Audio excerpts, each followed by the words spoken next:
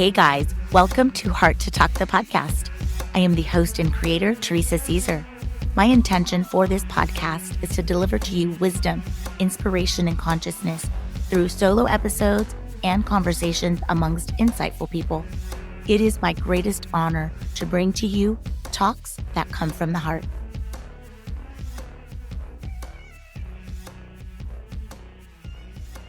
Hey loves, today's episode is about one of my favorite sacred traditions, that is choosing a word of the year.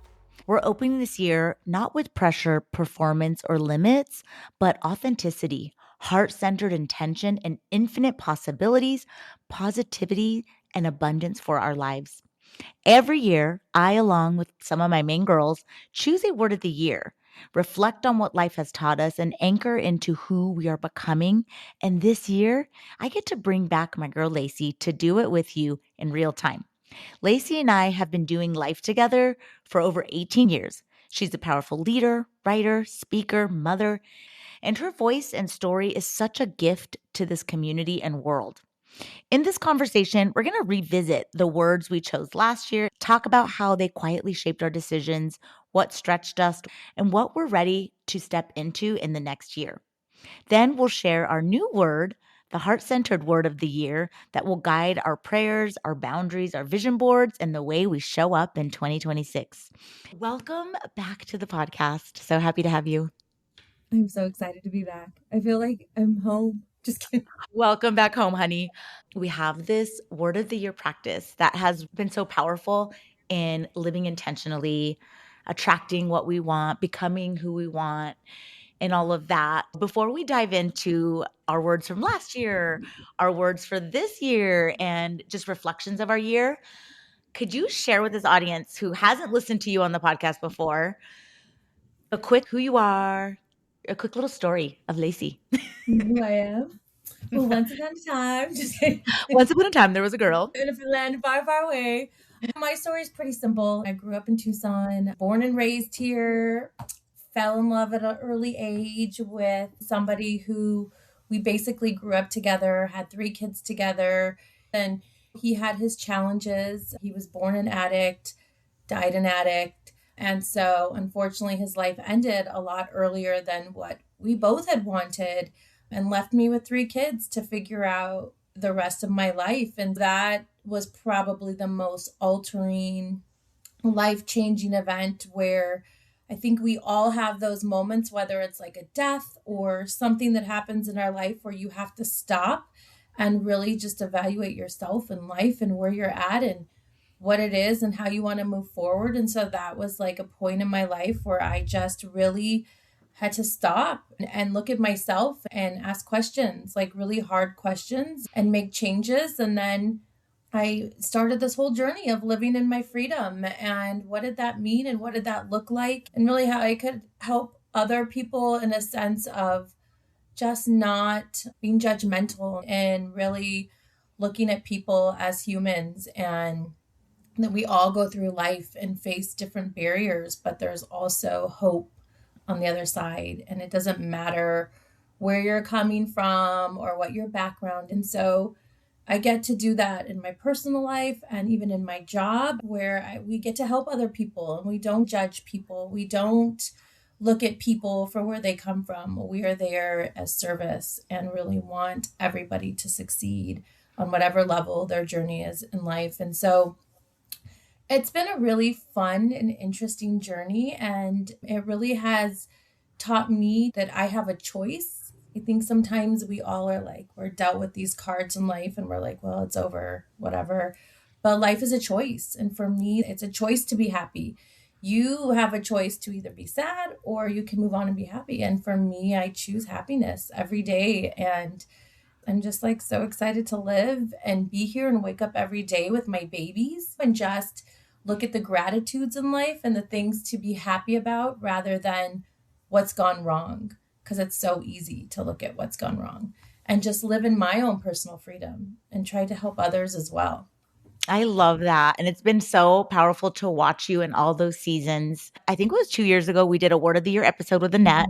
And then here Yes. we are doing another Word of the Year. And I feel like I want to make this like our tradition where we can share real life, what's happening, how we overcome it. And that being said, we choose a word every year Mhm. that anchors us, and it does so much more than just being a word. I believe that words have a frequency, basically like casting spells. And so, Lacey, what was your word last year? Yeah. Love. The first time it was freedom, and then I had picked like healing was one, and then last year was love because I remember I didn't want to do anything if it wasn't through love, whether it was in my personal life at work. I just wanted to put love into everything I did, and I felt like if I did that, it would have a meaning and a purpose, and it would come from a good place because sometimes you think we just do things to do them, but if I did it because I loved it and I wanted to and it came from me, then it had a meaning and a purpose and it would just feel good. And so I think for the most part, I did follow that. There were moments where maybe I didn't, but it held me accountable to ask myself, is this because I love it and I want to do this with love, or am I just doing it? I love it. So, thank you for the journey of your words. And how do you pick your word? How's your process like? For whatever reason, my word didn't come until yesterday. It was really weird. I had like a list of words. One of my words was rekindle because I wanted to reconnect with different things. But I was like, but that it didn't feel right. And so it's for me, it's just the process of making a list and then writing why. Like, why would I pick that word? What would associate with that word? Could I live to that word throughout the year? Would I want to change it?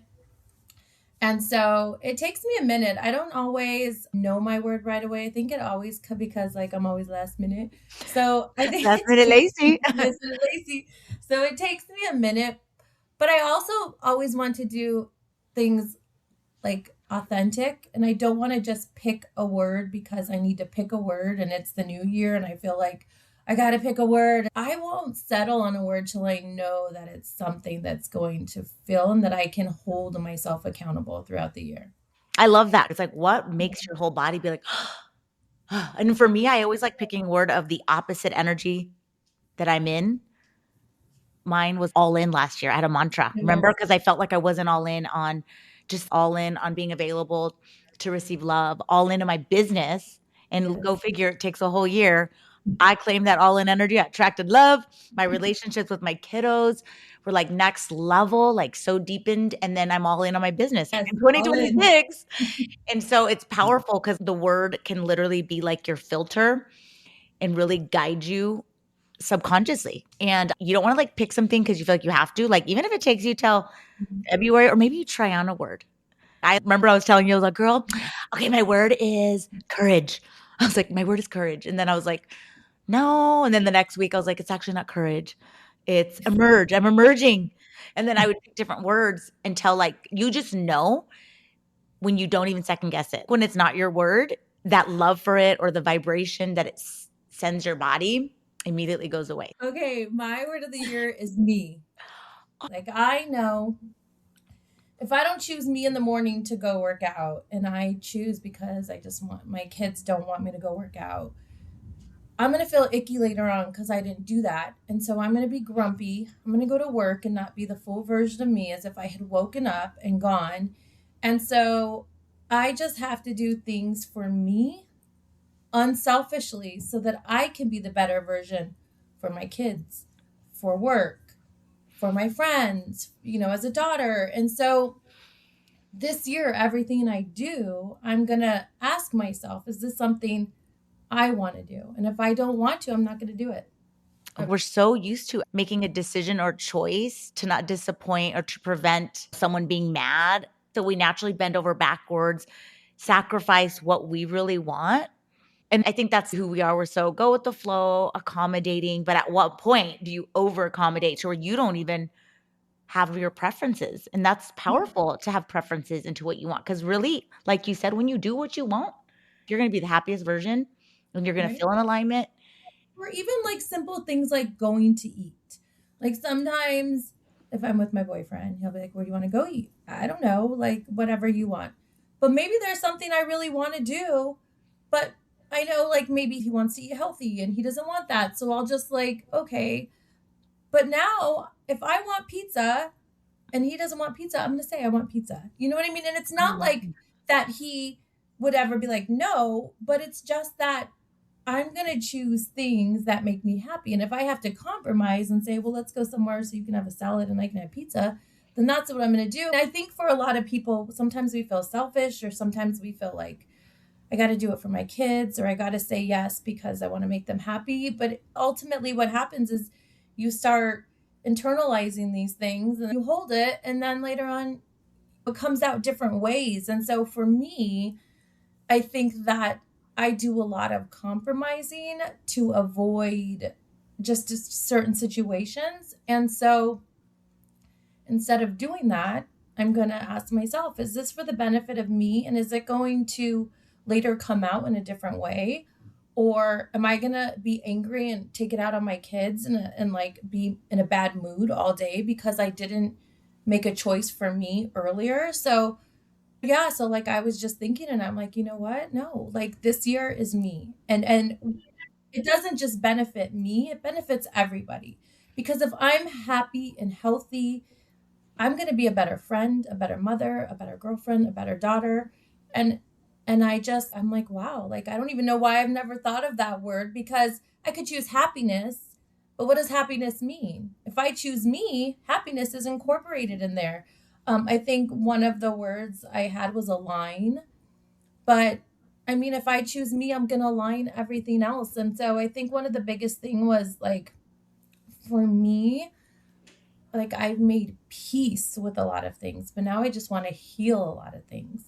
And so that's choosing me. Oh my What about you? What's your God. word? I usually pick a word because it's the opposite of what I've been embodying.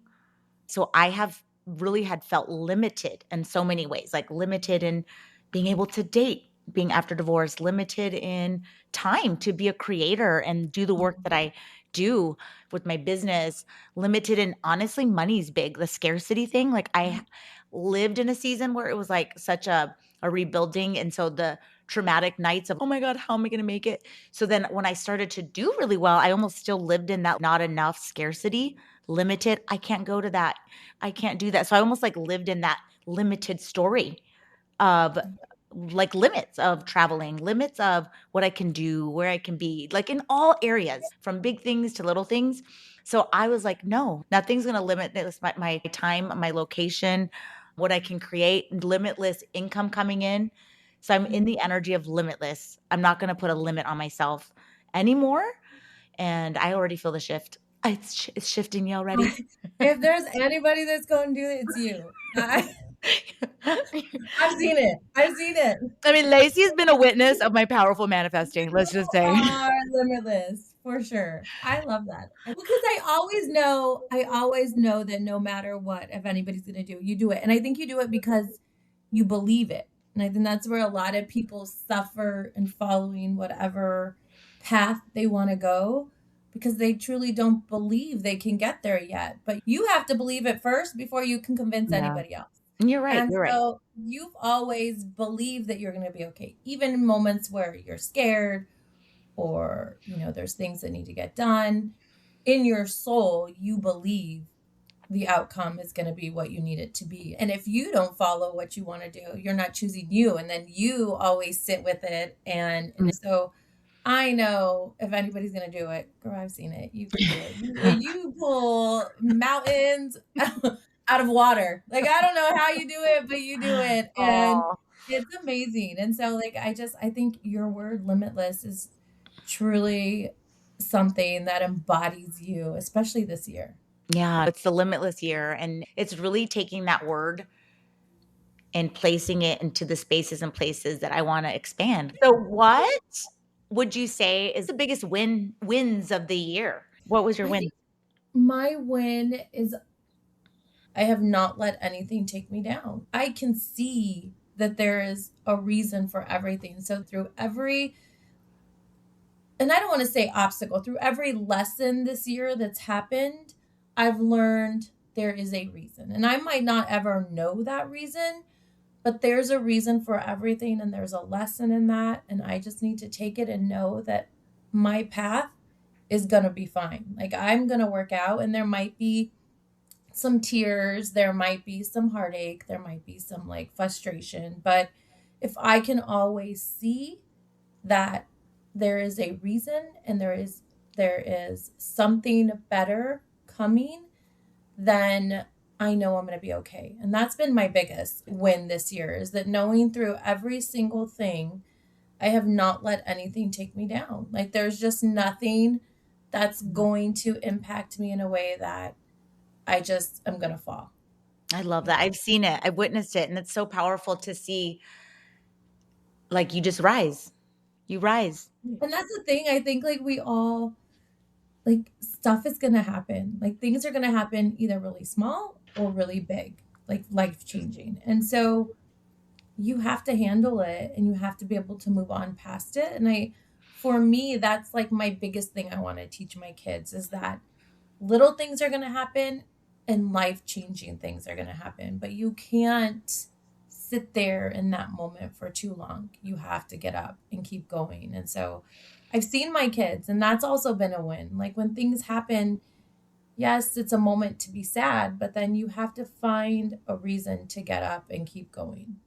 It just shows your kids' resilience and triumphs has just been a reflection of you. So that's incredible, girl. Okay. So before we pivot to the closing questions, do you have any like exciting announcements? Anything you want to share with this audience that's really on a journey too, on their own transformation? I think with the new year coming, everybody wants to set these goals for themselves. And then if you don't reach that goal, then you're upset and then you feel like a failure. But I think that we need to give ourselves some peace and grace. And if you're in a space of like self healing and you're trying to grasp onto something or find that quick fix, there's no quick fix in life. I think it's a process and you need to find what works for you. And so listening to this podcast, your affirmations, whatever somebody can do, but to understand that there's nothing that's going to help you in an immediate sense. Life, it's a journey. And my wish for people in general is choose happiness, choose to look at things in a positive way and not like self-soothe through all of those tragic things that have taken you to the place where you're at. And I just like feel like people need to be open and ready and do the work so that they can get to a place where they're happy and they can enjoy life and live in their freedom. And listen, if I've ever seen anybody use affirmations to heal their soul, you are the perfect example to teach people to get there. And I just hope that people take that journey serious and know that there's steps and that it's not going to take one day and then, it's rainbows and unicorns. I love that. It's true. You have to commit to it, and it's a practice and it's a conscious choice to, whether it's 5 minutes to sit and just think, I'm waking up feeling this way, but I'm going to choose to be this way. And Yeah. that's why I love affirmations, because then I can use words to help me shift.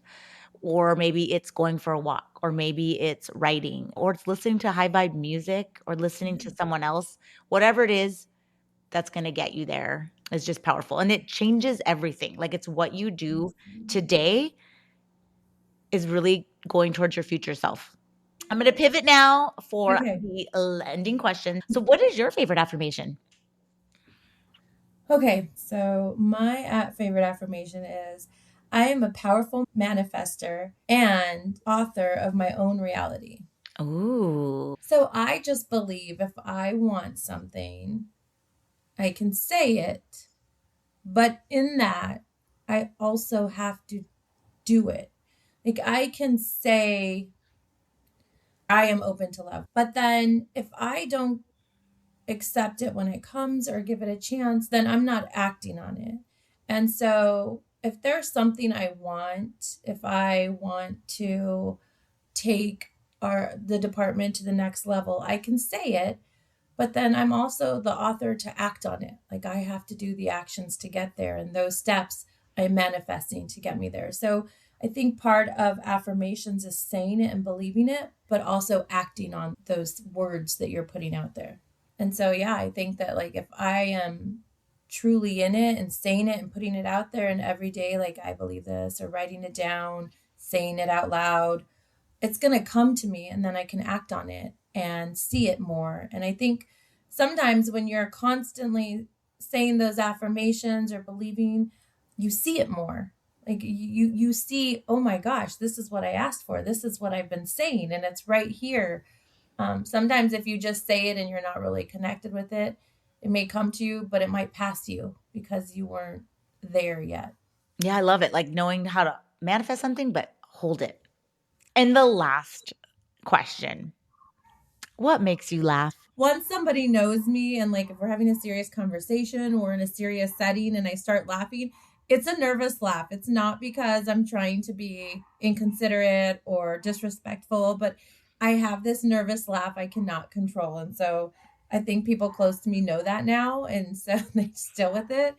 My friends make me laugh. Like there's moments in life that I take serious, but I don't take life so serious. I want to laugh through it and be happy. And so I could sit here and laugh at like the pencil falling and find something funny about it. My kids make me laugh. Funny movies make me laugh. I just think that life in general is fun, and there's moments where you can find laughter in it. And for me, that's healing. And so I think that's why I laugh a lot, because I enjoy life, and I think life should be fun. And laughing just makes everything better. Thank you so much for tuning into this episode. Please download, rate, subscribe, and share this podcast. Also, be sure to visit my website at theresacesar.com to check out my inspirational merch, connect to my social accounts, and much more. May you continue to be filled with wisdom, inspiration, and consciousness. Otherwise, friends, I will be back for another episode of Heart to Talk.